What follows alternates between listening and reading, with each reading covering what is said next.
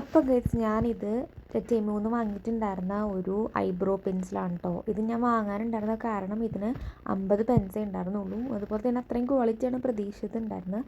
ഞാൻ select ചെയ്തിട്ടുണ്ടായിരുന്ന colour shade ഒരു grey ആണ്. ഗ്രേ മീൻസ് ഒരു brown shade, brown grey mix ആയിട്ടുള്ള. പക്ഷേ എനിക്ക് വന്നത് ഒരു ഗ്രീൻ കളറാണ് കേട്ടോ. ഗ്രീൻ കളർ എങ്ങനെയാണ് ഞാൻ എൻ്റെ ഐബ്രോയിൽ ഇടാമെന്ന് എനിക്ക് ഇതുവരെ മനസ്സിലായില്ല. ഞാൻ പക്ഷേ റീഫണ്ട് കൊടുത്തു.